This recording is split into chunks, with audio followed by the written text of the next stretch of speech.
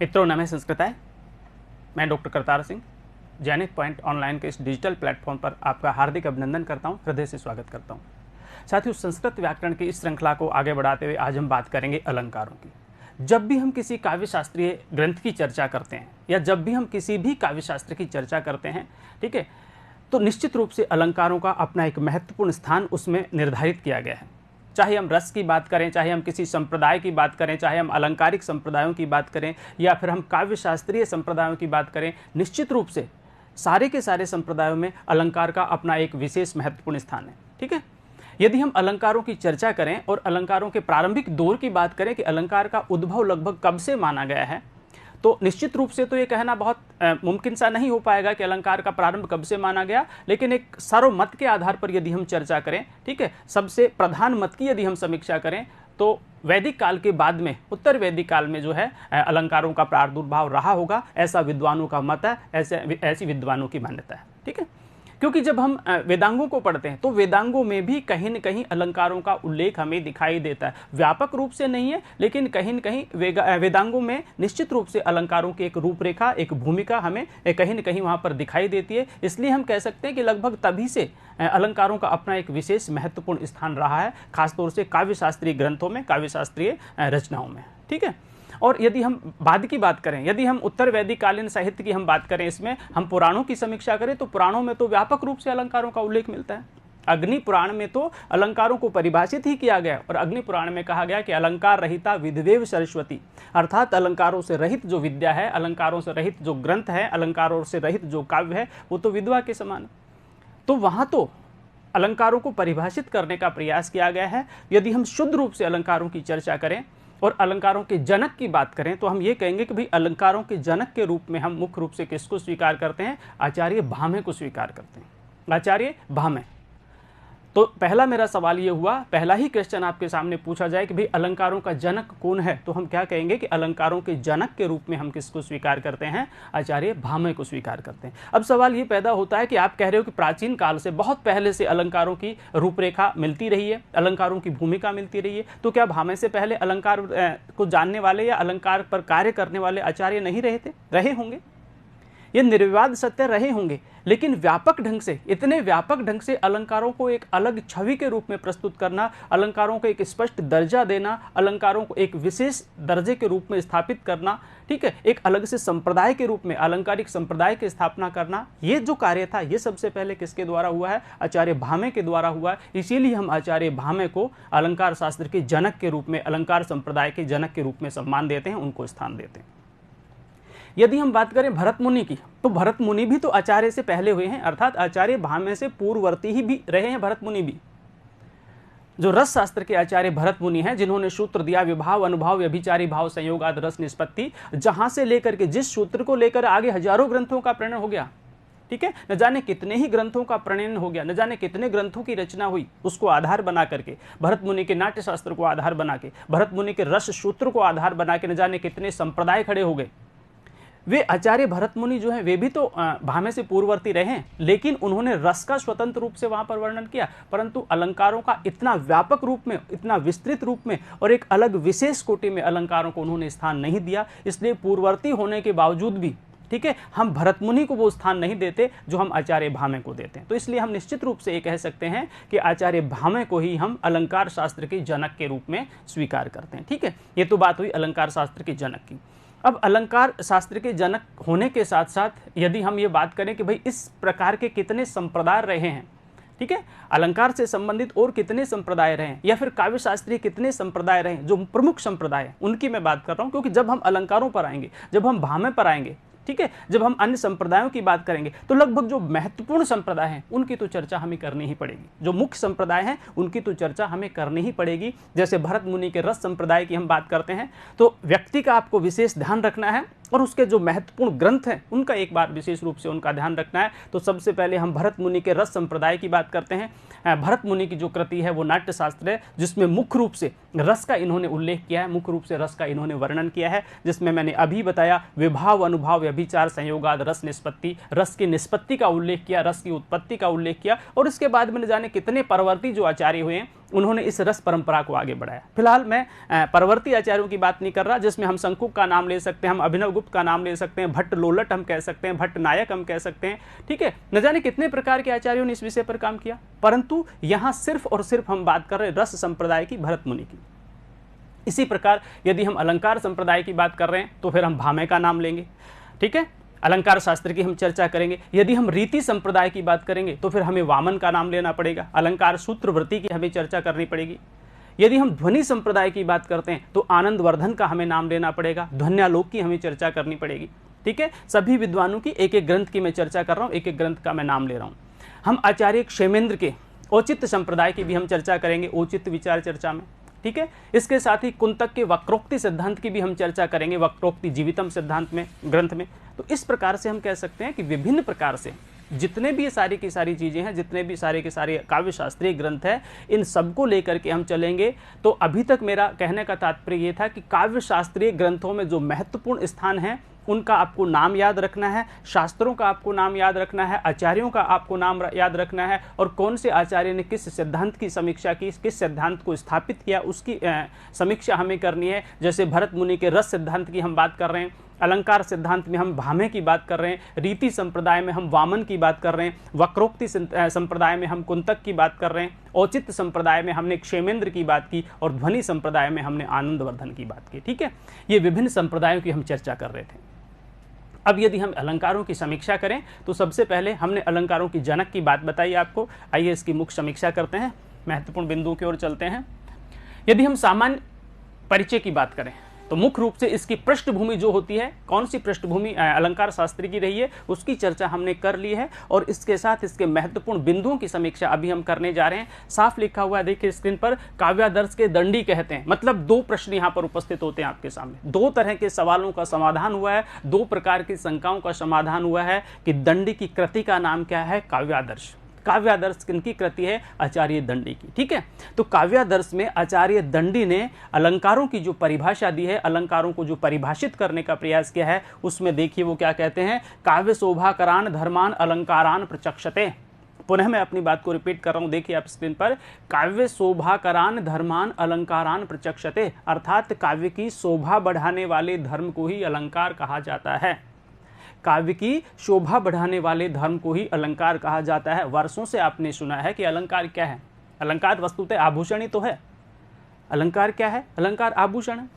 आपने यही सुना होगा, जब से आपने पढ़ाई शुरू की हिंदी में या संस्कृत में, तब से यही सुना होगा कि अलंकार आभूषण होते हैं। जिस प्रकार किसी अंगना, जिस प्रकार किसी नारी की आभूषणों के माध्यम से शोभा बढ़ती है, उसकी आभूषणों के माध्यम से सुंदरता बढ़ाई जाती है, इसी प्रकार काव्य की शोभा यदि बढ़ानी हो तो फिर हमें अलंकारों का सहारा लेना पड़ता है। वही बात आचार्य दंडी काव्यादर्श में कहते हैं। आचार्य दंडी काव्यादर्श में कहते हैं, काव्यादर्श इनके ग्रंथ का नाम है, ठीक है। या फिर ये परिभाषा आ गई, ये परिभाषा आ गई तो पूछेंगे कि ये परिभाषा किस महाकवि की है, हमें आचार्य दंडी का नाम लिखना है। ये परिभाषा कौन से ग्रंथ में अंकित है, कौन से ग्रंथ में उद्धृत है, तो हमें मतलब काव्यादर्श का नाम लेना है। क्या कह रही है कि मतलब काव्य शोभाकरान धर्मान अलंकारान प्रचक्षते, प्रचक्षते यानी कहना, अर्थात काव्य की शोभा करने वाले, काव्य की शोभा बढ़ाने वाले धर्म को ही अलंकार कहा गया है। यह आचार्य दंडी का कथन है, काव्यादर्श में दंडी कहते हैं, अर्थात काव्य की शोभा बढ़ाने वाले धर्म को ही अलंकार कहा गया है। यहाँ पर स्पष्ट रूप से उल्लेख किया गया। काव्यालंकार के रचनाकार भामे को अलंकार शास्त्र का जनक माना जाता है, जिसकी चर्चा हम ऑलरेडी कर चुके हैं, ठीक है। काव्यालंकार जो शास्त्र का नाम है, ग्रंथ का नाम है, आचार्य भामे है। इन भामे को अलंकार शास्त्र का जनक माना गया है। मैंने पहले भी इस बात को स्पष्ट कर दिया, पुनः अपनी बात पर बल दे करके मैं कह रहा हूं, दोहरा रहा हूं अपनी बात को, कि ऐसा नहीं है कि इससे पहले अलंकारों पर कार्य नहीं हुआ होगा, हुआ होगा, ठीक है। ये निर्विवाद सत्य है कि आचार्य भामे से पहले अलंकारों पर कार्य हुआ होगा, परंतु अलंकारों को स्पष्ट दर्जा जो देने का जो काम किया है, जो विशिष्ट दर्जा देने का काम किया है, जो कुछ सीमाएं की है, जो परिमापन किया है, उन्होंने कुछ विशिष्ट प्रकार से लक्षण बना करके, अलग से लक्षण ग्रंथों का सहारा लेकर के अपने एक अलग से लक्षण ग्रंथ की स्थापना की है, अलंकार संप्रदाय की स्थापना की है। वह काम सबसे पहले आचार्य भामे ने किया, ठीक है। काव्यालंकार के रचनाकार आचार्य भामे ने किया, इसलिए आचार्य भामे को ही हम अलंकार शास्त्र के जनक के रूप में सम्मान देते हैं। आगे देखते हैं। अग्नि पुराण में उल्लेख मिलता है कि अलंकार रहिता विद्वे सरस्वती। यदि एक कोटेशंस आती है आपके सामने, ठीक है, ये पंक्ति यदि आपके सामने आती है और फिर ये पूछा जाता है कि भाई ये पंक्ति कहाँ की है, तो हम क्या कहेंगे, ये कहाँ की है, अग्नि पुराण की, क्योंकि अग्नि पुराण में कहा गया कि अलंकार रहिता विधवेव सरस्वती, विधवेव का मतलब विधवा प्लस इव, अलंकार रहिता अर्थात अलंकार से रहित, विधवा इव विधवा के समान है, सरस्वती यानी विद्या को कहा गया, मतलब वह विद्या, वह ग्रंथ, वह पुस्तक, वह काव्य, ठीक है, विधवा के समान है जो अलंकार से रहित होता है। सिंपल सी बात है कि जिस प्रकार मतलब काव्य की शोभा बढ़ाने के लिए अलंकारों की आवश्यकता होती है, उसी प्रकार मतलब विधवा के लिए सम्मान की बात बताई गई यहाँ पर कि मतलब जिस तरह विधवा का समाज में सम्मान नहीं होता, उसी प्रकार से मतलब नारी का जो वैधव होता है वो सम्मान के योग्य नहीं होता। हालांकि आज कुछ परिस्थितियां अलग है, भिन्न है, मैं उस काल की बात बता रहा हूँ, ठीक है। तो उसी प्रकार से क्या हुआ कि मतलब जिस काव्य में अलंकार नहीं है वह काव्य उतना सम्मान नहीं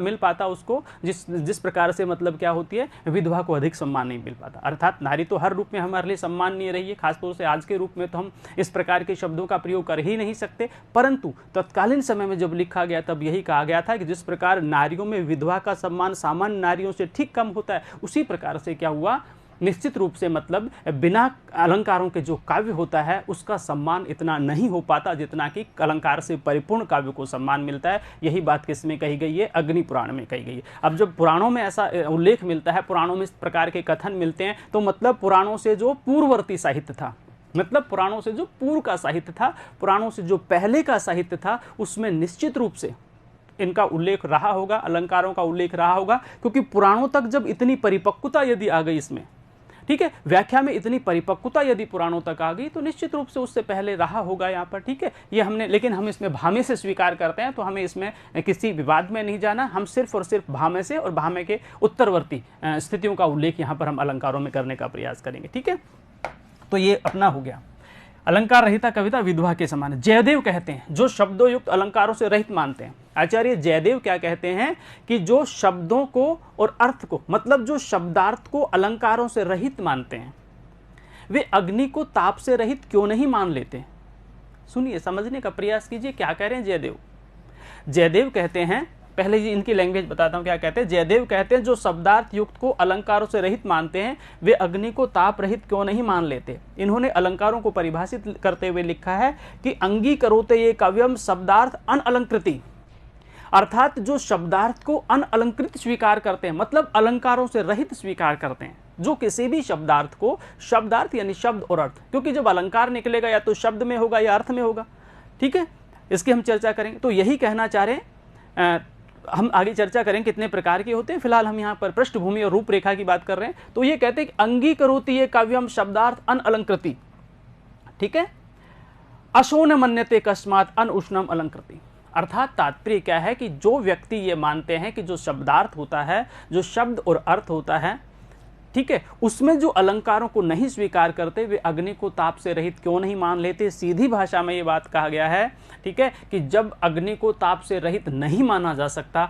ठीक उसी प्रकार से काव्य को अलंकारों से रहित माना नहीं जा सकता, क्योंकि काव्य यदि है तो उसमें अलंकार होंगे ही होंगे। आप उसको कितना स्वीकार कर पाते हैं, आप उसको कितना महसूस कर पाते हैं, आप उसको कितना आत्मसात कर पाते हैं या कितना समझ पाते हैं, ये एक अलग विषय है। लेकिन कोई भी जो काव्य होता है वो अलंकारों से रहित हो ही नहीं सकता। ठीक इसी प्रकार नहीं हो सकता जिस प्रकार जो अग्नि है वो ताप से रहित नहीं हो सकती, ठीक है। ऐसा कौन मानते हैं, जयदेव मानते हैं। अब यदि जयदेव का नाम आता है और नहीं लिखा गया स्क्रीन पर या कहीं नहीं दिखाया गया कि जयदेव की कृति कौन सी है, तो हमें ध्यान रखना है कि जयदेव की कृति का नाम है चंद्रालोक, ठीक है।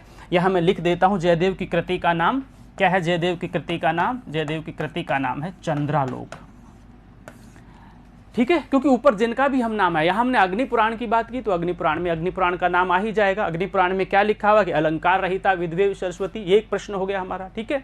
यदि हम जयदेव की बात करते हैं कि जयदेव ने अलंकारों के विषय में क्या कहा, तो हम इस हिंदी की बात को याद रखेंगे, संस्कृत की बात को याद रखेंगे। कैसे याद रखेंगे, क्या है वो, उनका मानना है कि जिस तरह अग्नि ताप से रहित नहीं हो सकती, ठीक इसी प्रकार कोई भी काव्य या कोई भी रचना जो है, ठीक है, वो अलंकारों से रहित नहीं हो सकती। ये जयदेव मानते हैं। कौन सी कृति में मानते हैं, चंद्रालोक में मानते हैं। इससे ऊपर हमने भामे की बात की, ठीक है, भामे की हमने काव्य अलंकार की बात की। उससे पहले हमने दंडी की बात की, तो दंडी की कृति हमने काव्यादर्श की बात की। तो आचार्यों का भी हमें नाम याद रखना है, उनकी कृतियों का भी हमें नाम याद रखना है, उनके ग्रंथों का भी हमें नाम याद रखना है, उनकी जो परिभाषा है, उन्होंने जो लक्षण दिए, उन लक्षणों को भी हमें स्वीकार करना है यहाँ पर, ठीक है। तो अभी तक हम चंद्रालोक की बात कर रहे थे और चंद्रालोक किसकी कृति है, आचार्य जयदेव की कृति है। और जयदेव का अलंकारों के बारे में मत बहुत महत्वपूर्ण है कि वो कहते हैं कि भाई अलंकार से रहित कोई भी काव्य हो ही नहीं सकता। ठीक है, किसके समान? जैसे अग्नि ताप से रहित नहीं हो सकती। बार बार मैं इसलिए बोल रहा हूं कि चीज दिमाग में बैठ जाए। यदि एक बार चीज दिमाग में बैठ गई, एक बार कथन, तो निश्चित रूप से वो सदा सदा के लिए स्थायी हो जाएगा मनोवैज्ञानिक रूप से। आगे हम बात करते हैं रुद्रट। रुद्रट क्या कहता है? अभिधान प्रकार विशेषा एवं अलंकारा। अभिधान प्रकार विशेषा एवं अलंकारा रुद्रट कहते हैं। और वहां पर अर्थाधान के प्रकार कवि के प्रतिभा से उत्पन्न विशेष कथनी अलंकार। ये प्रतिभा है, यहाँ पर इसको हम प्रतिभा के रूप में स्वीकार करेंगे। ठीक है, तात्पर्य क्या कह रहे हैं कि रुद्रट क्या कहते हैं कि मतलब विभिन्न प्रकार से कहने के भिन्न भिन्न प्रकार के अपने तरीके होते हैं। किसी भी कथन को कहने के विभिन्न प्रकार के अपने तरीके होते हैं। ठीक है, विभिन्न प्रकार के अपने तरीके, और वो जो तरीका, वो जो शैली, वो जो प्रवृत्ति, विद्वानों ने आगे चलकर उसको रीति भी कहा। ठीक है, आगे चलकर उसको मार्ग भी कहा। भिन्न भिन्न प्रकार से अपने अपने ढंग से लोगों ने उसको परिभाषित करने का प्रयास किया है। मेरा कहने का तात्पर्य है कि रुद्रट मानते हैं कि अभिधान प्रकार विशेषा एवं अलंकारा, किसी भी कथन को कहने का जो तरीका आपका है वही अलंकार है। किसी भी कथन को कहने की जो शैली जिसको हम कह सकते हैं, आपकी स्किल जिसको हम कह सकते हैं, ठीक है, अभिव्यक्त करने का माध्यम जिसे आप कह सकते हैं, उसको प्रस्तुत करने का एक तरीका, एक रूपरेखा जिसे आप कह सकते हैं, उस रूपरेखा को किसने माना? आचार्य रुद्रट ने क्या माना है? अलंकार माना। मतलब अलंकार को ये लोग स्वीकार तो सब कर रहे हैं। जिन लोगों की हमने चर्चा की, हम अलंकारवादी आचार्यों का वर्णन कर रहे हैं। इन अलंकारवादी आचार्यों के माध्यम से कहा गया कि अलंकारवादी आचार्य निश्चित रूप से सभी अलंकारों को स्वीकार तो करते हैं, विरोध कोई नहीं कर रहा, लेकिन अपनी अपनी ढंग से अपनी अपनी विचारधारा उसमें जोड़ने का प्रयास कर रहे हैं। ठीक है, अपना मत उन्होंने अपने ढंग से स्थापित कर दिया। चीज वही है। जिन लोगों ने आगे समर्थन किया उनके हम समर्थन की चर्चा करेंगे, जिन विद्वानों ने खंडन किया उसके हम खंडन की चर्चा करेंगे। ठीक है, क्योंकि जब एक संप्रदाय से हटकर यदि किसी दूसरे संप्रदाय को स्थापित कर दिया तो फिर उन्होंने अलंकारों का खंडन किया। जब आचार्य वामन रीति को स्थापित कर देते हैं कि काव्य की आत्मा रीति है, ठीक है, काव्य की आत्मा रीति है, जब आचार्य वामन इस रीति को स्थापित कर देते हैं तो अलंकारों का खंडन अपने आप ही हो जाता है यहाँ पर। ठीक है, चाहे वो प्रत्यक्ष रूप से कहे ना कहे, एक अलग विषय है यहाँ पर। आनंदवर्धन जब ध्वनि की स्थापना कर देते हैं तो वो ध्वनि को क्या, वो अलंकार से ज्यादा महत्व किसको दे देते हैं? ध्वनि को दे देते हैं। कुंतक वक्रोक्ति को स्थान दे देते हैं तो क्षेमेंद्र जो है औचित्य को स्थान दे देते हैं। ठीक है, तो मतलब ये औचित्य कोई अलग नहीं है।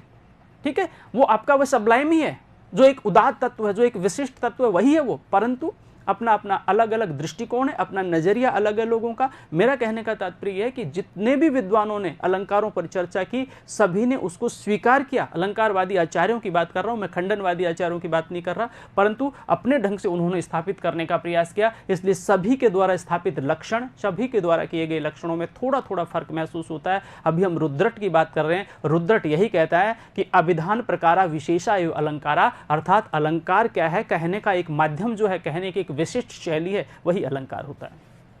आगे देखते हैं। आनंदवर्धन कहते हैं अनंता ही वाग कविकल्पा तत्प्रकारा एवं अलंकारा, अर्थात वो भी वही बात कर आनंदवर्धन की जो बात है वो रुद्रट से बिल्कुल मिलती जुलती है। सिर्फ शब्दों का फर्क है, लेकिन यदि हम उनके भाव में जाने का प्रयास करें, यदि हम उनकी वास्तविकता में जाने का प्रयास करें, तो निश्चित रूप से दोनों की रूपरेखा जो है एक ही मिलती है। ठीक है, आनंदवर्धन हमें ध्यान रखना किसके? ध्वनि के आचार्य, ध्वनिवादी आचार्य आनंदवर्धन। इनकी कृति का नाम ध्वन्यालोक। तो जब भी किसी आचार्य का नाम आता है, जब भी किसी ग्रंथ का नाम आता है, तो हमें आचार्य तक पहुंचना है, बिना किसी के कि भाई ये ग्रंथ है तो ये ग्रंथ इन आचार्यों का रहा है। जब भी किसी आचार्य का नाम आता है तो फिर हमें उसके ग्रंथ तक पहुंचना है कि इस आनंदवर्धन का नाम आ गया तो इनकी कृति का नाम, इनके ग्रंथ का नाम क्या है? ध्वन्यालोक है। तो वहाँ तक हमें बिल्कुल अपने आप ही बिना किसी के कहे पहुँच जाना है। अपने आप ही हम यहाँ पर स्क्रीन पर पढ़ रहे हैं, लेकिन हमारा मस्तिष्क जो है वहाँ पर उस पुस्तक की ओर दौड़ना चाहिए, उसको स्पर्श करके वापस पुनः हमारे स्थान पर आता है। मतलब हम उस स्थिति में निपुण हो चुके हैं, उस स्थिति में मुख्य रूप से हम उस स्थिति को प्राप्त कर चुके हैं। कम से कम वो शैली हमें आती है पढ़ने पढ़ाने की। तो इसलिए निश्चित रूप से हमें स्वीकार करना पड़ेगा, क्या कह रहा है? अनंता ही वाग कविकल्पा तत्प्रकारा वे अलंकारा, अर्थात वाणी के विभिन्न प्रकार ही अलंकार है। मतलब वाणी विभिन्न प्रकार से कही जा सकती है। ऊपर हमने बताया कि वाणी के विभिन्न प्रकार कहने की शैलियां होती हैं। आनंदवर्धन भी यही कहते हैं कि वाणी विभिन्न प्रकार से कही जा सकती है, और उसके जो कहने के जो प्रकार हैं, उसके जो कहने के तरीके हैं, वो तरीके ही क्या है? वही अलंकार है।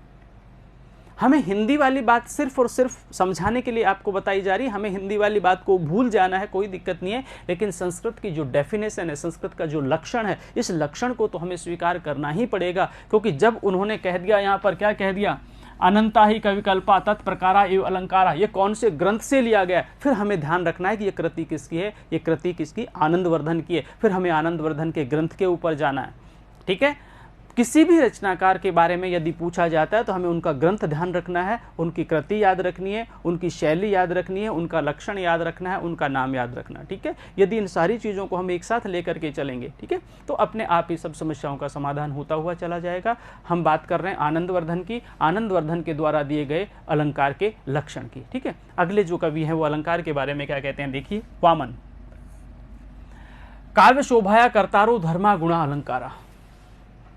आचार्य दंडी भी तो यही कहते हैं, आचार्य दंडी भी तो यही कहते हैं कि काव्य शोभा करान धर्मान अलंकारान प्रचक्षते, अर्थात काव्य की शोभा बढ़ाने वाले धर्मों को ही अलंकार कहा गया है। काव्य की शोभा बढ़ाने वाला जो धर्म है उसे ही तो अलंकार कहा गया। आचार्य दंडी भी यही कहते हैं। और ठीक इसी प्रकार से क्या कहा आचार्य वामन ने कहा, क्या कहते हैं, काव्य शोभाया कर्तारो, अर्थात काव्य की शोभा करने वाला जो धर्म है वह धर्म ही अलंकार है।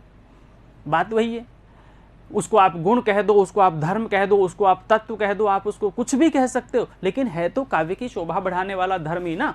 तो यही बात बताई गई है कि काव्य शोभाया कर्तारो धर्मा गुणा, अर्थात काव्य की शोभा बढ़ाने वाला धर्म या जो गुण है वह गुण ही क्या कहलाता है, अलंकार कहलाता है। यह कथन किसका है, आचार्य वामन का है। जब वामन का नाम आता है तो हमारा दिमाग एकदम तुरंत रीति संप्रदाय पर पहुंचना चाहिए कि आचार्य वामन किसके जनक है, आचार्य वामन रीति संप्रदाय के जनक है। ठीक है, काव्य अलंकार सूत्रवृत्ति जो है इसके बारे में भी हमें इसका ध्यान रखना है। यहाँ पर मैंने बताया कि ग्रंथों पर तुरंत हमारा दिमाग जो है वो सर पर दौड़ना चाहिए। अर्थात काव्य की शोभा बढ़ाने वाला जो धर्म या गुण होता है, ठीक है, विशेष धर्म है, वही अलंकार। इसका एक और तर्क बोलो, ठीक है, इनका मतलब एक और भी तर्क था, इनका एक दूसरा भी मत है, मतलब अपर ढंग से भी इन्होंने इसको शोभा काव्य के लक्षण को देने का प्रयास किया कि सौंदर्यम अलंकार, अर्थात सुंदरता बढ़ाने वाले तत्व ही अलंकार है, सुंदरता बढ़ाने वाले गुण ही अलंकार है, सुंदरता बढ़ाने वाला धर्म ही अलंकार है। सौंदर्यम अलंकारम मतलब सौंदर्य ही अलंकार है। चीज वही होगी, वही कथन हो गया, वही मत हो गया, वही सिद्धांत हो गया। ठीक है, क्योंकि सौंदर्य से बढ़कर तो किसी ने कुछ कहा ही नहीं है।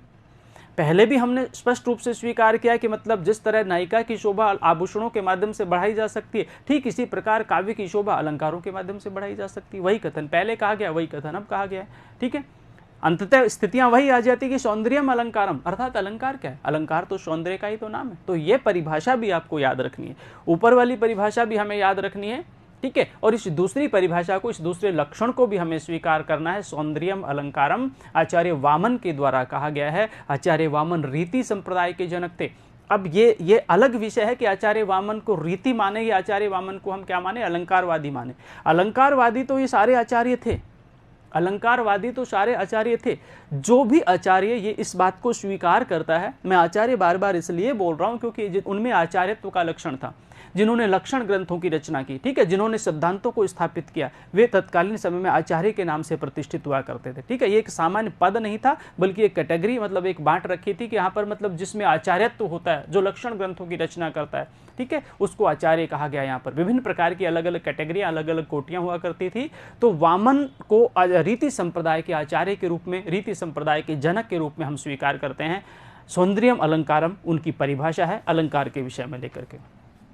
भामे क्या कहते हैं, भामे, ठीक है, भामे की हम बहुत देर से चर्चा कर रहे हैं। आचार्य को हमने जनक के रूप में स्वीकार किया है, इसमें रे लगाएंगे। वक्राभिधेय शब्दोक्ति, ठीक है, वाचम अनअलंकृति। क्या कह रहा है, वक्राभिधेय शब्दोक्तिरिष्ट वाचाम अलंकृति, अर्थात वक्रता से परिपूर्ण, ये वक्रता है, अर्थात वक्रता से परिपूर्ण शब्दोक्ति ही अलंकार है। शब्दोक्ति गुण संधि शब्द प्लस उक्ति, कहने का तात्पर्य क्या हुआ कि वक्रता से परिपूर्ण जो शब्दों की उक्ति है, वक्रता से परिपूर्ण जो कहने का माध्यम है, वक्रता से परिपूर्ण जो आपके वचन हैं, आपके जो शब्द हैं, वह शब्द ही क्या कहलाते हैं, अलंकार कहलाते हैं। अब ये वक्रता क्या है, वक्र का मतलब होता है टेढ़ा मेढ़ा, मतलब किसी भी कथन को आपने सीधा न कह करके और थोड़ा सा घुमा फिरा करके कह दिया, उसी को आपने क्या कह दिया, वक्रता कह दिया। ठीक है, यही वक्रता है। इसीलिए तो फिर आगे चल करके कुंतक ने वक्रोक्ति सिद्धांत की स्थापना ही कर दी। जब आचार्य भामे की बात भी यहाँ स्वीकार करते हैं, ठीक है, शब्दार्थों सहितो काव्यम, आचार्य भामे ने जब काव्य का लक्षण दे दिया, जब तद 200 शब्दार्थों सहितो काव्यम, जब इन्होंने कहा कि शब्द और अर्थ दोनों को मिलकर के मतलब इन्होंने काव्य के लक्षण के रूप में स्वीकार किया, तो शब्द और अर्थ में कहीं न कहीं वक्रता मिलती है, ठीक है। ये एक माध्यम है यहाँ पर, क्योंकि केवल शुद्ध रूप से यहाँ पर ऐसी बात तो विभिन्न विद्वानों ने कही है। वक्रता पर सबसे ज्यादा जोर तो किन्होंने दिया? आचार्य कुंतक ने दिया।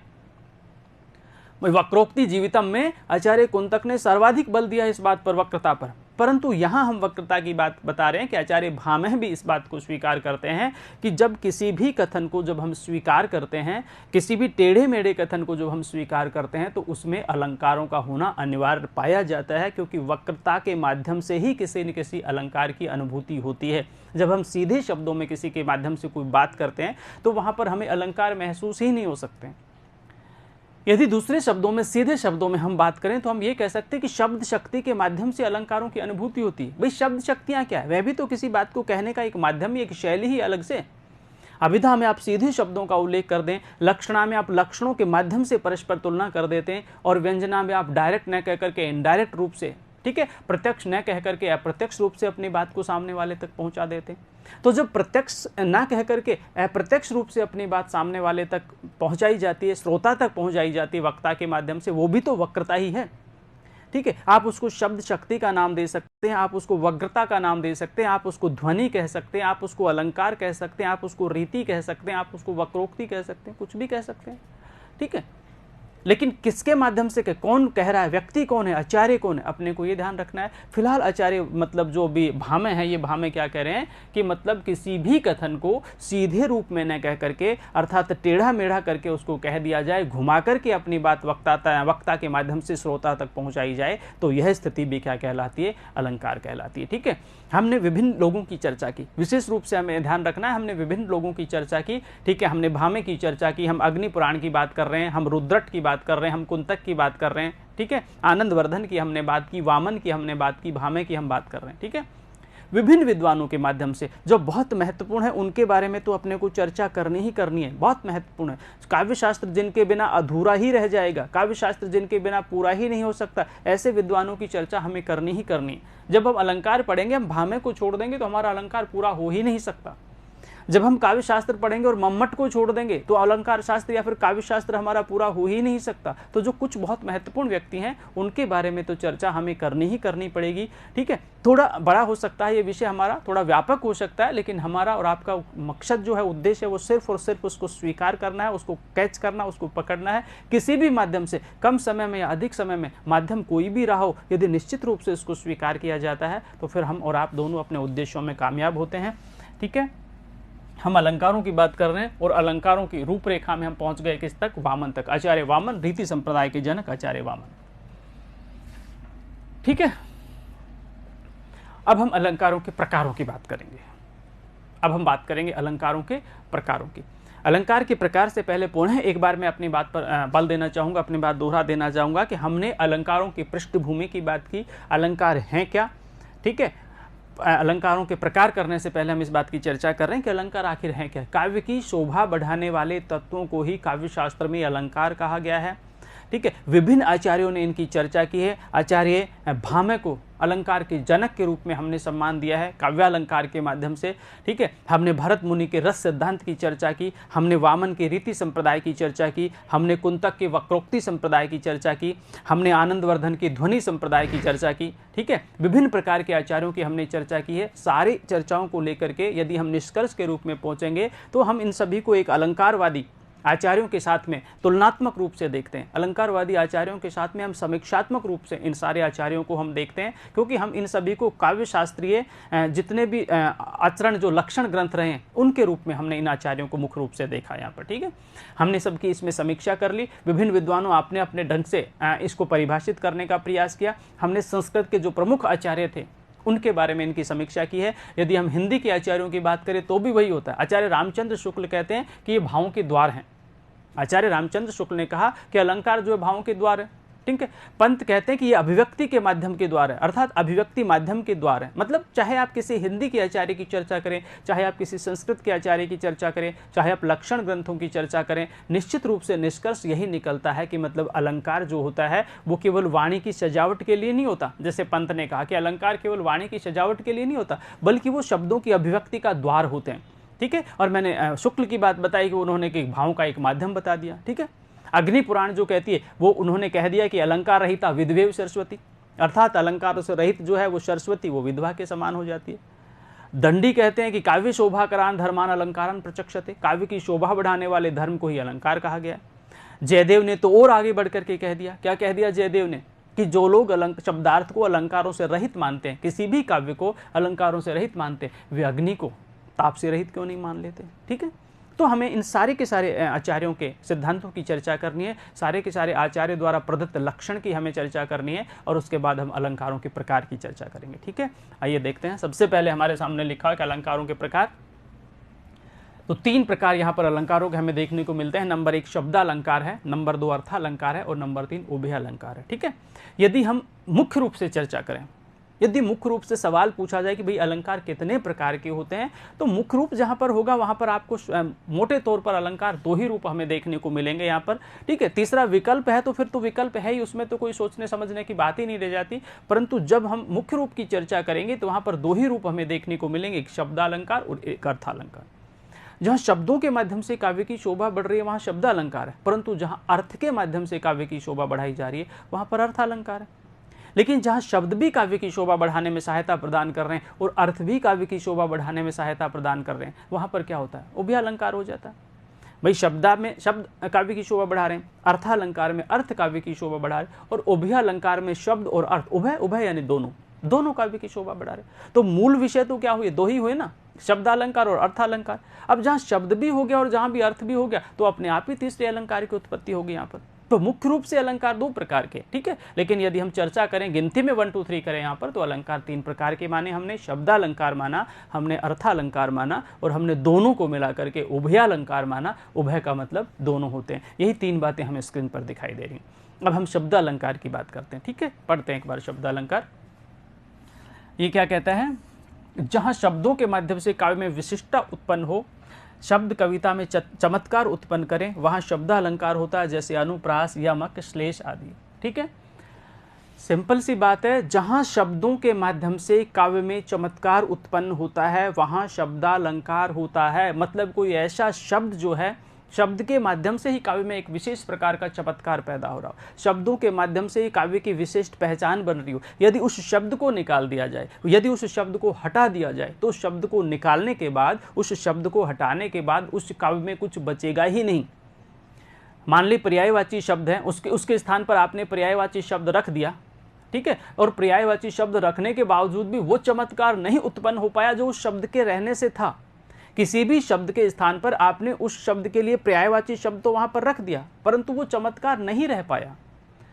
शब्द का अर्थ तो निकल रहा है, यहाँ पर सार्थकता भी मिल रही है आपको, लेकिन जो शब्द में जो चमत्कार था, उस वाक्य में जो अर्थ में जो चमत्कार था, वो चमत्कार नहीं रह पाया। ठीक है। तो फिर निश्चित रूप से आपको मानना पड़ेगा कि वो शब्द जो है वो मतलब शब्दालंकार की पूर्ति कर रहा था। कहने का तात्पर्य निष्कर्ष के रूप में है कि किसी भी शब्द के माध्यम से जब शब्द में चमत्कार उत्पन्न हो जाए, ठीक है, किसी भी शब्द के माध्यम से जब किसी वाक्य में, किसी रचना में, किसी श्लोक में, किसी तत्व में, ठीक है, एक विशिष्ट प्रकार की एक विलक्षणता पैदा हो जाए, उसमें हम क्या कहेंगे, शब्दालंकार वहां पर होता है, क्योंकि वहां पर शब्द की विशेष महत्ता होती है। और मैंने बताया जहां अर्थालंकार है वहां पर शब्द गौण हो जाता है।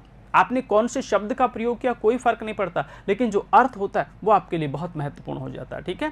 तो यहाँ हम शब्दालंकार की बात कर रहे हैं, और शब्दालंकार में शब्दों के माध्यम से ही अलंकार उत्पन्न होता है, शब्दों के माध्यम से ही अलंकार की अनुभूति होती है, शब्दों के माध्यम से ही अलंकार का एक स्वरूप उभर कर के सामने आता है। ठीक है। इसलिए हम इसको शब्दालंकार कहते हैं। ठीक है। जिसमें हमने अनुप्रास की बात की, हम यमक की बात करेंगे, हम श्लेष की बात करेंगे, हम वक्रोक्ति की बात करेंगे, क्योंकि यहाँ पर शब्दों का विशेष महत्व है, यहाँ पर शब्दों का विशेष महत्व है। ठीक है। आगे देखते हैं। आचार्य मम्मटेन उक्तम, आचार्य मम्मट ने कहा है। मम्मटेन उक्तम गुण संधि हुई है, ये भी आपको विशेष रूप से ध्यान रखना है। मम्मटेन उक्तम आ के बाद उ आता है तो ओ हो गया। तो आचार्य मम्मटेन उक्तम, आचार्य मम्मट ने कहा है। क्या कहा है आचार्य मम्मट ने ठीक है। उपकुर्वन्ति तम संतम, ये अंग द्वारेण जातुचित, ठीक है। उपकुर्वन्ति तम संतेन, ये इसको गै मानेंगे, कह वो जो गै होता है अंग द्वारेण जातुचित, ठीक है। इसमें जा मान लेंगे, यहाँ पर इसको जा मान लेंगे, जातुचित। हारादिवत अलंकारास्ते अनुप्रास उपमा दिया। सिंपल सी बात है कि मतलब वे तत्व, ठीक है, जो किसी भी काव्य को उपकृत करते हैं अपने अंगों के द्वारा। जैसे मान लीजिए शरीर है और इस शरीर को हाथ के माध्यम से, पैर के माध्यम से, कान के माध्यम से, जिह्वा के माध्यम से, किसी भी माध्यम से इस शरीर को यदि उपकृत किया गया, इस शरीर को यदि सहायता पहुंचाई गई, ठीक उसी प्रकार से वो क्या करते हैं, मतलब हारादिवत अंकलास्ते अनुप्रासो उपमा दे, मतलब अनुप्रास और उपमा आदि जो अलंकार है वो किसी भी काव्य के लिए सहायता प्रदान करते हैं, उसके रस को उत्कर्ष तक पहुंचाने के लिए, उसके भाव को उत्कर्ष तक पहुंचाने के लिए, उसके अर्थ को उत्कर्ष तक पहुंचाने के लिए। पुनः मैं अपनी बात को दोहरा रहा हूं समझाने के लिए। आचार्य मम्मट क्या कहते हैं? आचार्य मम्मट कहते हैं कि उपकुर्वन्ति तम संतम पि अंग द्वारेण जातुचित, अर्थात मतलब कुछ तत्व ऐसे तत्व होते हैं काव्य के जो अपने अंगों के माध्यम से रस आदि को उत्कर्ष तक ले जाने के लिए, रस आदि को शीर्ष तक ले जाने के लिए, रस आदि को उच्च कोटि तक ले जाने के लिए मतलब क्या करते हैं, उस रचना को उपकृत करते हैं और ये काव्य की शोभा बढ़ाते हैं। किसी प्रकार उपमा और अनुप्रास आदि जो अलंकार है ये काव्य की शोभा बढ़ाते हैं, ठीक है। दोनों को यहाँ पर कह दिया, न शब्दालंकार को छोड़ा उन्होंने, न अर्थालंकार को छोड़ा उन्होंने दोनों को स्पष्ट रूप से स्वीकार कर दिया। उपमा कह दिया तो उन्होंने अर्थालंकार का प्रतिनिधित्व कर दिया, यहाँ पर सारे अर्थालंकारों का प्रतिनिधित्व उपमा कह करके कर दिया, और अनुप्रास कह दिया तो जितने भी शब्दालंकार थे सारे शब्दालंकार को उन्होंने वहां पर देने का प्रयास कर दिया, ठीक है। तो मेरा कहने का तात्पर्य क्या हुआ कि जहां उपमा अलंकार है वहां पर इन्होंने अर्थ को ले लिया, और जहां अनुप्रास अलंकार है वहां पर इन्होंने किसको ले लिया, मतलब सारे के सारे शब्द अलंकारों को ले लिया। तो केवल और केवल यहाँ पर आचार्य मम्मट के द्वारा ये समझाने का प्रयास किया गया है कि जिस तरह शरीर की शोभा जो होती है वो अलंकारों से बढ़ती है, लेकिन उसके जो विभिन्न प्रकार के जो अंग हैं वो शरीर को पूर्ण होने में सहायता प्रदान करते हैं, उसी प्रकार जो काव्य के उपमा अनुप्रास आदि जो तत्व होते हैं या उपमा अनुप्रास आदि जो अलंकार होते हैं वो उसको उत्कर्ष देने में, भावों को उत्कर्ष देने में, अर्थ को उत्कर्ष देने में, मतलब उसके अर्थ में जो एक उदात्त तत्व आ जाता है, उसके अर्थ में जो एक श्रेष्ठता आ जाती है, उसके अर्थ में जो एक ऊंचाई आ जाती है, ठीक है, उसके अर्थ में जो एक मतलब जिसको हम कह सकते हैं कि एक पूर्ण भाव आ जाता है, उस पूर्ण भाव को देने के लिए ये सहायता प्रदान करते हैं, आचार्य मम्मट का कथन है। अब पुनः मैं अपनी बात पर बल देना चाहूंगा कि आचार्य मम्मट का जब नाम आता है तो यहाँ पर ये तो लिखा ही नहीं गया कि आचार्य मम्मट की पुस्तक का नाम क्या है। उदाहरण आपके सामने दे दिया, लक्षण आपके सामने दे दिए गए, व्याख्या हमने ठीक ढंग से उसकी कर ली, लेकिन आचार्य मम्मट की कृति का नाम तो यहाँ पर नहीं दिया गया। तो यदि इस तरह की कोई परिस्थितियाँ आती है तो आपके दिमाग में जब भी मैं ये चर्चा कर रहा हूँ, मैं 2 मिनट से 4 मिनट से 10 मिनट से जो चर्चा कर रहा हूँ, आपके मस्तिष्क में ये बात पहले से ही घर कर जानी चाहिए कि आचार्य मम्मट का यदि नाम लिया है तो आचार्य मम्मट की कृति का नाम क्या रहा होगा। यहाँ पर आता है, बहुत अच्छी बात है, नहीं आता है तो आपके पास विभिन्न प्रकार की चीज़ें, यहाँ पर मैं पूर्ण दावे के साथ कह सकता हूँ कि विभिन्न प्रकार का मटेरियल आपके पास रहा होगा, ठीक है। अपने बात पर बल देकर के कह रहा हूं, विभिन्न प्रकार का मटेरियल आपके पास रहा होगा, क्योंकि मानव मन न जाने कितनी कितनी चीजों को एकत्रित कर लेता है, इकट्ठा कर लेता है, उन पर गौर कितनी करता है, ये एक अलग विषय है। आचार्य मम्मट की कृति का नाम है काव्य प्रकाश, ठीक है। आचार्य मम्मट की कृति का नाम है काव्य प्रकाश। तो इस काव्य प्रकाश नामक कृति के बारे में आपको विशेष ध्यान रखना है, क्योंकि जब जब किसी व्यक्ति का नाम आता है तो उसके ग्रंथ के ऊपर आपको चले ही जाना है, बिना किसी सोचे समझे उसके ग्रंथ को आपको स्मरण करना है, मन में ध्यान रखना है, तब जाकर हमारे जो काव्य शास्त्र है ये पूरा होगा, ठीक है। आगे बात करते हैं हम।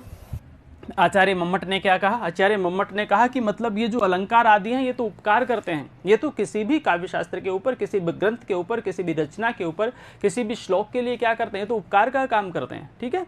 जैसे हार आदि जो है, आभूषण जो है वो नायिका के सौंदर्य बढ़ाने में उस पर उपकार करते हैं, उसका भला करते हैं, उसका समर्थन करते हैं, उसके सौंदर्य को और अधिक उदात्त भाव तक ले जाते हैं। उसी प्रकार काव्य के जो तत्व हैं, उपमा और अलंकार मतलब अनुप्रास आदि, ये उसके उदात्त तत्व की ओर उसको ले जाने का प्रयास करते हैं। यहाँ पर यही बात यहाँ पर आचार्य मम्मट के द्वारा कही गई है, ठीक है। मम्मट की कृति मैंने बताई कौन सी, काव्य प्रकाश, आपको ध्यान रखना है। आइए आगे चलते हैं, ठीक है। पहले अनुप्रास अलंकार की बात आती है यहाँ पर, क्योंकि हमने अलंकारों की बात की, हमने शब्दालंकारों की बात की, हमने अर्थालंकारों की बात की, हमने उभयालंकारों की बात की। शब्दालंकार में हम अनुप्रास को पढ़ेंगे, हम यमक को पढ़ेंगे, हम श्लेष को पढ़ेंगे, ठीक है। फिर हम वक्रोक्ति की चर्चा करेंगे और उसके बाद आगे के सारे सिद्धांतों की चर्चा करेंगे। आगे के सारे अनुप्रास आदि अलंकारों के बाद में जो अपने अन्य अलंकार आएंगे उनकी हम चर्चा करेंगे, जिसको हम अर्थालंकार कहते हैं। सबसे पहले हम शब्दालंकार की बात कर रहे हैं। पहले शब्दालंकार में हम पढ़ चुके हैं कि शब्दालंकार होता क्या है।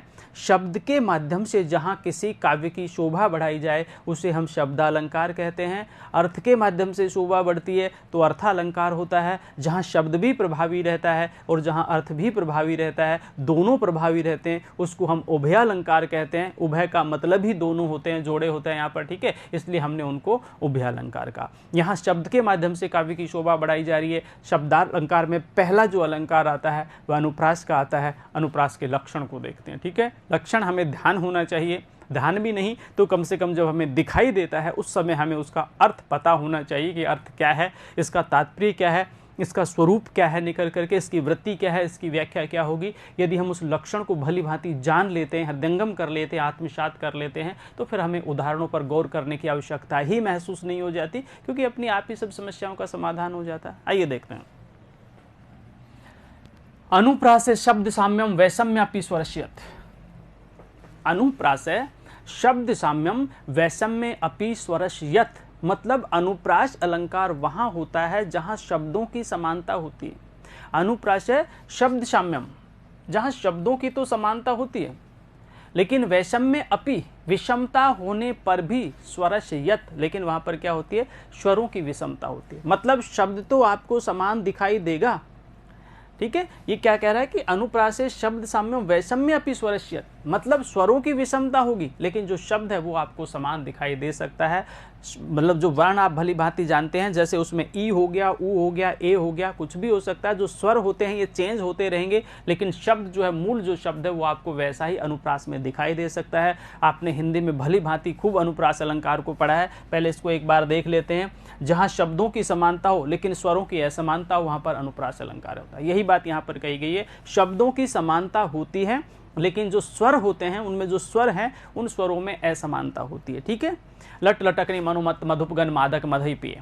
जब हम हिंदी की बात करते हैं, समझाने के लिए बोल रहा हूँ, संस्कृत की क्लास में हिंदी, ठीक है, क्योंकि हम भारतीय जो है वो संस्कृत की बजाय हिंदी को बहुत आसानी से समझ लेते हैं।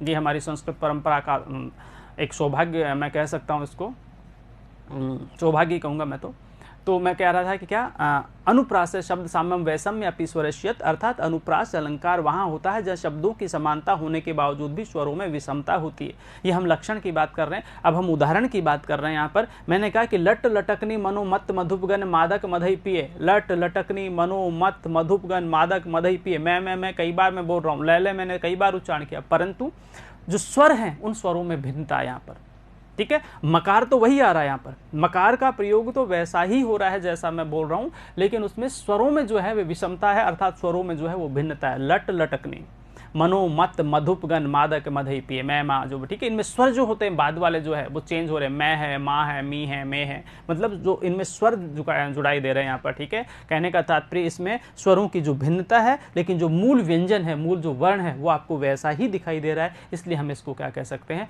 अनुप्रास कहते हैं। सिंपल सी चीज़ है कि जहाँ एक ही वर्ण की आपने पढ़ा, जहाँ एक ही वर्ण की बार बार आवृत्ति होती है उसको हम क्या कहते हैं, अनुप्रास अलंकार कहते हैं। ये हम हिंदी में पढ़ते हैं। एक वर्ण की जहाँ पर बार बार आवृत्ति होती है वहाँ अनुप्रास अलंकार होता है, हम हिंदी में पढ़ते हैं। लेकिन एक वर्ण यहाँ पर क्या होता है, वर्ण एक आ रहा है, ठीक है, हम मानते हैं कि वर्ण एक आ रहा है, लेकिन स्वरों की विषमता हो रही है यहाँ पर, ठीक है। उस एक वर्ण में स्वर जो होते हैं वो चेंज होकर के आ रहे हैं, स्वर जो होते हैं वो बदल करके आ रहे हैं, इसलिए हमने उसको अनुप्रास की कोटि में रखा है। खासतौर से हम संस्कृत की बात कर रहे हैं। यही कहता है जहाँ एक ही वर्ण की बार बार आवृत्ति होती है वहाँ अनुप्रास अलंकार होता है, लेकिन हमें इस एक ही वर्ण की आवृत्ति पर ही ध्यान नहीं देना है, एक ही वर्ण की आवृत्ति पर ही टिके नहीं रहना है, क्योंकि एक ही वर्ण की आवृत्ति से आगे भी हमें जाना है कि वर्ण एक हो सकता है, एक वर्ण की आवृत्ति हो सकती है, एक वर्ण रिपीट हो सकता है, परंतु रिपीट होने के साथ साथ जो स्वर हैं उनमें भी तो भिन्नता होनी चाहिए ना। स्वर जो है वो भी तो भिन्न होने चाहिए, और नहीं होने चाहिए के तात्पर्य यदि हैं तो भी हमें उनको स्वीकार करना पड़ेगा। यहाँ पर यही बात अनुप्रास अलंकार के माध्यम से कही गई, ठीक है। पहले हम हिंदी की बात करते हैं। भगवान भक्तों की भयंकर भूरी भीति भगाई। भगवान भक्तों की भयंकर बुरी भीति भगाई है। यहाँ पर हिंदी के माध्यम से समझने की कोशिश कर रहे हैं, संस्कृत के उदाहरण भी हम करेंगे यहाँ पर। तो यहाँ पर आपको ये दिखाई दे रहा है यहाँ पर, ठीक है, ये सब क्या दिखाई दे रहा है यहाँ पर, एक ही वर्ण हो रहा है, एक ही वर्ण की आवृत्ति आपको दिखाई दे रहा है, परंतु स्वर यहाँ पर चेंज हो रहा है यहाँ पर, ठीक है। स्वर यहाँ पर जो है आपको चेंज होता हुआ दिखाई, ये देखिए, ये देखिए, ये देखिए, ठीक है। उ हो गया, ई हो गया, अ हो गया, अलग अलग स्वरों के माध्यम से यहाँ पर वर्ण आपको एक दिखाई दे रहा है, व्यंजन आपको एक दिखाई दे रहा है, ठीक है। वर्ण में समानता हो सकती है, शब्द में समानता हो सकती है, लेकिन स्वर की भिन्नता है। तो जहां वर्ण में समानता हो जाए और स्वर की भिन्नता हो जाए, वहां पर क्या होता है, अनुप्रास अलंकार होता है, ठीक है। हम इसी अनुप्रास अलंकार की यहाँ पर समीक्षा कर रहे हैं, चर्चा कर रहे हैं। आइए इसको आगे देखते हैं क्या कहा गया है। भेदों की हम चर्चा करते हैं, ठीक है। यदि मुख्य रूप से देखा जाए तो हम इसमें 5 भेद स्वीकार करते हैं। यदि मुख्य रूप से देखा जाए तो अनुप्रास अलंकार में हम 5 भेदों को स्वीकार करते हैं, जिसमें हम अलग अलग नामों से हम इसको जानते हैं। एक बार हम इसको पढ़ लेते हैं। सारी बातें मैं इसलिए कह रहा हूँ कि हिंदी में सिर्फ हम इसलिए दिखा रहे हैं, इसलिए पढ़ा रहे हैं आपको कि आसानी से आपके समझ में आ जाए। फिर हम संस्कृत के उदाहरणों को भी हम चर्चा करेंगे, क्योंकि डायरेक्ट जब हम संस्कृत के उदाहरणों की चर्चा करते हैं तो स्थितियाँ अपने आप क्लियर नहीं हो पाती। जो बहुत अच्छे हैं, अच्छे से तात्पर्य क्या है कि जिन्होंने मतलब केवल और केवल जो अध्ययन में ही लगे हुए, अध्ययन अध्यापन में लगे, उन्होंने अपने स्तर को बहुत ऊंचा पहुंचा रखा है। लेकिन कुछ लोग ऐसे भी हैं मतलब जो सिर्फ और सिर्फ जो है काफ़ी दिन से मतलब इससे दूर हैं, इससे परंपरा से दूर है यहाँ पर, ठीक है। केवल एग्जाम टाइम में उनको समय मिलता है, जैसे तैसे करके, खासतौर से जो लेडीज़ हैं, महिलाएं हैं, बहुत विकट परिस्थितियों में उनको समय मिल पाता है तो नहीं देख पाते। इसलिए बहुत आसानी से उनको समझ में आ जाएगा हिंदी और संस्कृत दोनों विषय को लेकर के, इसलिए हम दोनों विषयों को यहाँ पर साथ ले रहे हैं केवल और केवल समझाने के लिए, ठीक है। बहुत कम शब्दों का हम हिंदी में प्रयोग करेंगे, ज़्यादा नहीं करेंगे। तो हम यहाँ पर क्या, छेकानुप्रास, जिसमें एक या एक से अधिक वर्णों की आवृत्ति एक ही बार होती है। कानन कठिन भयंकर भारी, ठीक है। हम जल्दी से इसको देख लेते हैं। यानी जो भी वर्ण है वहाँ पर वो रिपीट नहीं हो रहा है, जो भी वर्ण है वो वहाँ पर रिपीट नहीं हो रहा है। कानन कठिन भयंकर भारी रिपीट नहीं हो रहा, जिस भी स्थिति में है वो एक ही बार आ रहा है, छेकानुप्रास की स्थिति होती है, ठीक है। दूसरा हम बात कर रहे हैं वृत्त्यानुप्रास। वृत्त्या का मतलब ही तो क्या होता है, आवृत्ति होता है। नाम से ही हमें पता चल गया वृत्त्या का मतलब आवृत्ति। तो यहाँ पर क्या होगा, पहले तो क्या रिपीट नहीं हुआ, लेकिन वृत्त्या में तो आवृत्ति होनी है, क्योंकि शब्दांश जो है यही कह रहा है, इसका शीर्षक जो है यही कह रहा है इसका। देखिए यहाँ पर वृत्त्या में क्या होता है, जिसमें एक या अधिक वर्णों की आवृत्ति एक से अधिक बार होती है, ठीक है। ऊपर वाले में रिपीट नहीं हुआ, लेकिन यहाँ पर आवृत्ति एक से अधिक बार हो सकती है। जैसे आपको दिखाया गया यहाँ पर विरत विवेक विमुख विज्ञानी, ठीक है। तो यहाँ पर आपको आवृत्ति दिखाई दे रही है, तो यहाँ पर रिपीटेशन आपको दिखाई दे रहा है, आवृत्ति आपको दिखाई दे रहे, दोहराया गया उस वर्ण को बार बार में, तो हम कह सकते हैं कि यहाँ पर वृत्त्यानुप्रास है यहाँ पर, ठीक है। तो उसमें एक वर्ण एक ही बार रिपीट हो रहा है, ठीक है। लेकिन यहाँ जो है, यहाँ पर वर्ण जो है वो बार बार दोहराया गया, वर्ण को बार बार रिपीट किया गया, इसलिए हम कह सकते हैं कि यहाँ पर हमारा अलंकार कौन सा है, अनुप्रास है। लेकिन अनुप्रास में भी कौन सा भेद अपना, वृत्त्यानुप्रास अपना चल रहा है, ठीक है। यदि हम आगे श्रुत्यानुप्रास की बात करें तो इसमें मुख्य रूप से एक भाग से उच्चारित वर्णों की आवृत्ति होती है। श्रुत्यानु जो प्रास है, आपको ध्यान रखना है, ठीक है, क्योंकि वहां जब लैंग्वेज जो संस्कृत में बनी हुई आएगी वो तो अलग चीज है, उसको तो हम पकड़ लेंगे, उसको हम पहचान लेंगे। जो संस्कृत में वर्ड लिखा आएगा, जो पंक्ति लिखी आएगी उसको हम पहचान लेंगे, लेकिन ये तो हमें हिंदी में ही समझना पड़ेगा ना कि श्रुति क्या होती है, व्रति क्या होती है, आवृत्ति क्या होती है, छेकावृत्ति क्या होती है, छेकानुप्रास क्या है, वृत्त्यानुप्रास क्या है, श्रुत्यानुप्रास क्या है। यहां लिखा गया है कि मतलब जो वर्ण जो है उनका जो उच्चारण स्थल है वो समान होगा। जो भी आपके वर्ण आएंगे उनका जो उच्चारण स्थल है वो समान होगा। जैसे मैंने बोला ईचू यसा नाम तालू, मैंने कह दिया ईचू यसा नाम तालू, अब ई भी वहीं से उत्पन्न हो रहा है, चू का मतलब पूरा चवर्ग भी वहीं से उत्पन्न हो रहा है, च छ ज झ यह वाला यह भी वहीं से उत्पन्न हो रहा, और श, ठीक है, जिसको अपन तालु विषय बोलते हैं, शंकर वाला बोलते हैं, तो वो भी वहीं से उत्पन्न हो रहा। तो जब वहीं से एक ही जगह से सारे के सारे उत्पन्न हो रहे, ये श्रुति का काम है, ठीक है। इसमें श्रुत्यानुप्रास क्या कह रहा है, वो यही कह रहा है कि इसमें मुख्य रूप से एक ही भाग से, ठीक है, इसमें मुख्य रूप से एक ही भाग से उच्चारित वर्णों की आवृत्ति होती है, ये कहा गया यहाँ पर। जैसे दिनांत थे, दिननाथ, डूबते, दंत वर्णों की आवृत्ति यहाँ पर, ठीक है। जब हम इनको देखेंगे यहाँ पर तो ये क्या है, दंत वर्ण है। लृतुलशा नाम दंत है, भाई दंत वर्ण कौन कौन से होते हैं, अब उच्चारण स्थल पर चले, लृतुलशा नाम दंत है, अर्थात लृ हो गया, ठीक है, तू हो गया, तू में मतलब तवर्ग हो गया, त थ द ध न, ठीक है, लकार वाला ल हो गया, कंप्लीट है। तो ये सारी की सारी जो है वो दंत वर्णों की आवृत्ति हो रही है। ऐसे एक ही उच्चारण स्थल से उत्पन्न जब वर्ण आ जाते हैं, जब शब्द आपके सामने आ जाते हैं, तो वह स्थिति क्या होती है, श्रुत्यानुप्रास की होती है। अंत्यानुप्रास क्या होता है, ठीक है, नाम से पता चल, अंत्यानुप्रास मतलब इसके पंक्ति के अंत में जो है वहां आपको अनुप्रास दिखाई देगा। अंत्यानुप्रास में जो पंक्ति है उस पंक्ति के अंत में आपको अनुप्रास दिखाई देगा। मतलब जैसे हम तुकबंदी जिसको हम कहते हैं, ठीक है, सिर पर चोटी, पीली लंगोटी, माखन रोटी, ये जो टीटीटी आ रहा है यहाँ पर, इसको अपन क्या कहते हैं? अंत्यानुप्रास कहते हैं। क्या कह रहे हैं लाइन देखते हैं, पंक्ति के अंत में जहां समान वर्णों का उच्चारण हो वहां अंत्यानुप्रास होता है। जैसे काली घटा अलकों में, आलस मदनत पलकों में, तो यहाँ पर अलकों में, पलकों में ये जो स्थिति आपको दिखाई दे रही है ये अंत्यानुप्रास की स्थिति हो गई यहाँ पर, ठीक है, सेम वैसी की वैसी स्थिति। और आगे क्या है? लाटानुप्रास। इसमें शब्दों, लाटानुप्रास में क्या होता है? इसमें शब्दों या वाक्यांशों की आवृत्ति होती है। जैसे पराधीन जो जन नहीं स्वर्ग न रखता हेतु, पराधीन जो जन नहीं स्वर्ग न रखता हेतु, मतलब यहाँ पर वर्ण रिपीट नहीं हो रहा, यहाँ पर पूरा वाक्यांश जो होता है वही रिपीट हो रहा है। लाटानुप्रास में एक वर्ण की बात नहीं हो रही, किसी स्वर की बात नहीं हो रही, बल्कि पूरा वाक्य का जो वाक्यांश है, ठीक है, वही रिपीट हो रहा है, वही दोहराया गया। तो इस तरह से अनुप्रास के कितने पार्ट हो गए? 5 भेद हो गए, ठीक है। अनुप्रास, हमने छेकानुप्रास की बात की, हमने श्रुत्यानुप्रास की बात की, हमने वृत्यानुप्रास की बात की, ठीक है। इसी प्रकार से लाटानुप्रास की हम चर्चा कर रहे हैं, अंत्यानुप्रास की हम चर्चा कर रहे हैं। तो ये सिर्फ और सिर्फ समझने के लिए थे कि मस्तिष्क में होना चाहिए कि छेकानुप्रास में एक बार रिपीट हो रहा है, वृत्यानुप्रास में है जो है आवृत्ति हो रही है उसकी, ठीक है। श्रुत्यानुप्रास में एक जगह से जो उत्पन्न वर्ण है, एक ही जगह से उत्पन्न, एक ही उच्चारण स्थल से उत्पन्न जो वर्ण है वही हो रहा है। यदि दंत वर्ण आ गया तो दांत से ही उत्पन्न होने वाले वर्ण आएंगे, वो त थ द ध न चेंज हो जाएंगे, लेकिन उत्पत्ति स्थल जो होता है वो एक ही होगा।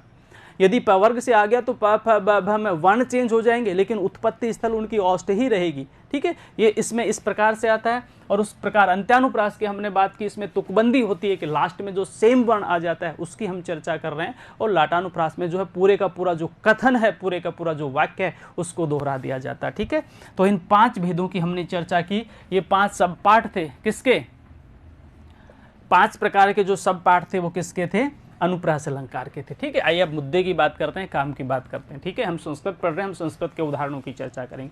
ये बात हमने समझाने के लिए आपको समझाइए कि आपके समझ में आ जाए कि अनुप्रास के जो 5 पार्ट होते हैं वो किस प्रकार से काम करते हैं, अर्थ कैसे होता है उसमें, किस माध्यम से हम कह सकते हैं ये छेकानुप्रास का उदाहरण है, किस माध्यम से हम कह सकते हैं कि वृत्यानुप्रास का उदाहरण है। या हमने डायरेक्ट कह दिया कि देखिए छेकानुप्रास है, हमें यही नहीं पता कि छेकानुप्रास होता क्या है। छेकानुप्रास में एक वर्ण की आवृत्ति होती है या उसी क्रम में आवृत्ति होती है, ठीक है, यह हमें ध्यान रखना है।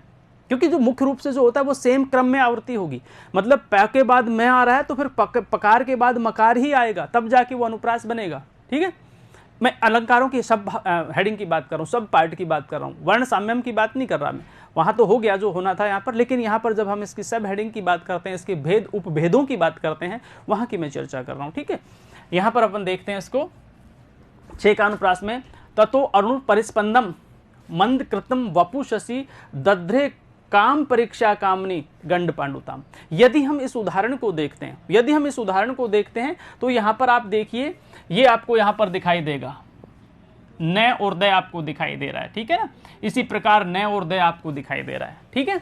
यही क्रम आपको देखिए, क और मैं आपको यहाँ पर ये दिखाई दे रहा है, क और मैं आपको यही, मतलब वर्णों की आवृत्ति हो रही है लेकिन सेम क्रम में हो रही है, सेम क्रम में हो रही है। हमने कहा कि एक ही वर्ण जहां बार बार रिपीट होता है अनुप्रास तो हो गया, हमारी बात तो यहीं तक खत्म होगी। लेकिन हम और डीपली जाना चाहें, हम और गहराई में जाना चाहें, हम और नीचे उतरना चाहें, ठीक है, व्यापक रूप से विस्तृत रूप से हम उसकी चर्चा करना चाहें यहाँ पर, ठीक है। डुबकी लगा के स्नान किया, लेकिन अब हम मोती निकालने की कोशिश कर रहे हैं उसमें अंदर से जा करके। तो जब हम ऐसा करने का प्रयास करेंगे तो हमें एक क्रम भी देखना पड़ेगा कि छेकानुप्रास की भी स्थितियां हमें ध्यान रखनी पड़ेगी कि छेकानुप्रास होता क्या है। वर्ण की आवृत्ति हो रही है यहाँ पर, लेकिन वर्ण की आवृत्ति उसी क्रम में हो रही है। यहाँ पर नकार के बाद में दय आ रहा है, नकार के बाद में दय आ रहा है, सेम वर्ण यहाँ रिपीट हो रहा है, सेम वर्ण यहाँ रिपीट हो रहा है। कै के बाद में मैं स्वरों की बात नहीं कर रहा, क्योंकि स्वरों में तो विषमता होती है, स्वरों में तो विषमता होती ही होती है। हम तो सिर्फ वर्ण साम्यम की बात कर रहे हैं, अनुप्रासो वर्ण साम्यम, ठीक है, केवल वर्ण साम्यम की हम बात कर रहे हैं। वैषम्य अपि स्वरस्यत, हम इसकी तो बात ही नहीं कर रहे। तो यहाँ पर क्या होता है, इसी रिपीट हुआ यहाँ पर, इसलिए हम इसको क्या कह सकते हैं, छेकानुप्रास का उदाहरण कह सकते हैं,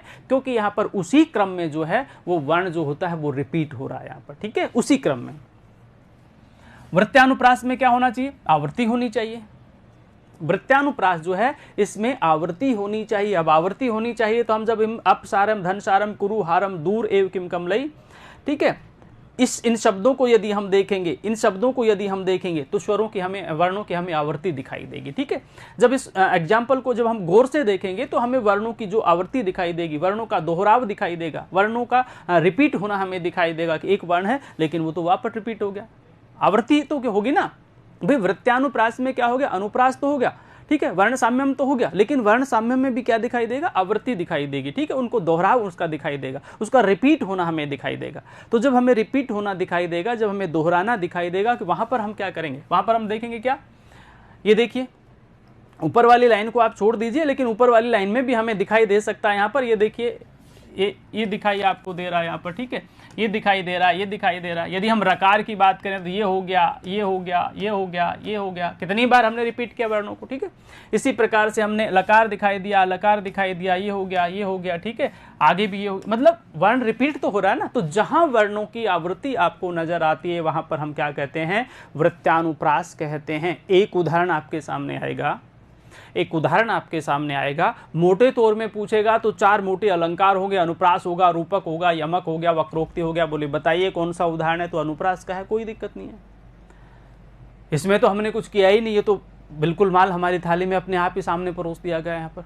अब उसमें यदि हम गहराई से जाने का प्रयास करें कि बोले अलंकार तो है, अनुप्रास तो है, वो तो खुद ही कह रहे हैं कि अनुप्रास है, लेकिन अनुप्रास का कौन सा भेद है, फिर हमें अनुप्रास के 4 भेदों पर चर्चा करनी पड़ेगी। हमें ध्यान रखना है श्रुत्यानुप्रास कहाँ होता है, हमें ध्यान रखना है वृत्तानुप्रास कहाँ होता है, हमें ध्यान रखना है छेकानुप्रास कहाँ होता है, लाटानुप्रास कहाँ होता है, अंत्यानुप्रास कहाँ होता है। फिर ये परिस्थितियाँ आपको अलग अलग ध्यान रखनी पड़ेगी। तब एक ही वर्ण की बार बार आवृत्ति हो रही है, एक ही वर्ण की बार बार आवृत्ति हो रही, तो फिर हम इसको क्या मानेंगे, वृत्तानुप्रास मानेंगे, ठीक है ना।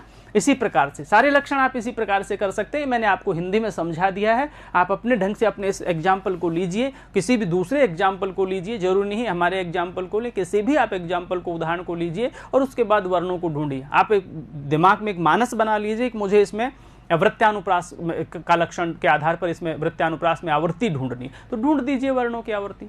छेकानुप्रास में आपको ढूंढना है कितनी बार रिपीट होता है, तो देख लीजिए यदि आप छेकानुप्रास की परिभाषा को जानते हैं। तो अंत्यानुप्रास में आपको देखना है कि भाई मुझे तो अंतिम वर्णों को देखना है कि तुकबंदी हो रही है कि नहीं हो रही। यदि तुकबंदी हो रही है और तुकबंदी कसौटी पर खरी उतरती है तो वहां पर अंत्यानुप्रास होगा ही होगा, ठीक है। इसी प्रकार हम देखते हैं यहाँ पर लाटानुप्रास।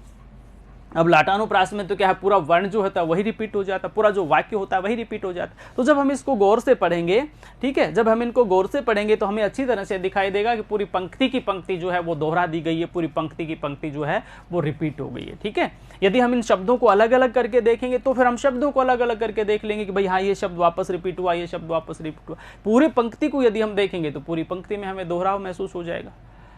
तो जहां पूरे वाक्य को, यह पूरी पंक्ति को दोहरा दिया गया, यदि पूरे वाक्य को भी दोहराना पड़े, यदि पूरे वाक्य को आपको आगे बढ़ाना पड़े, पूरे वाक्य को रिपीट करना पड़े, पूरे वाक्य का एक वाक्यांश आपको उसके बाद में दूसरा सेम वाक्यांश यदि आपको दिख जाए, कोमा भी लगी हो, कोमा भी लगी हो और उसके बाद भी सेम वाक्य जो दोहरा दिया जाए, तो भी हम क्या करेंगे, उसमें लाटानुप्रास करेंगे। तो इस तरह से अनुप्रास के हम 5 भेदों की चर्चा कर लेंगे, ठीक है। अनुप्रास के जितने भी भेद आपको बताए गए हैं उन सारे के सारे भेदों की हम चर्चा कर लेंगे, ठीक है ना। किसकी, अनुप्रास की। ध्यान रखना है 5 पार्ट जो होते हैं उनको अपने को ध्यान रखना है और 5 पार्टों के बाद में फिर हम उसको स्वीकार करेंगे।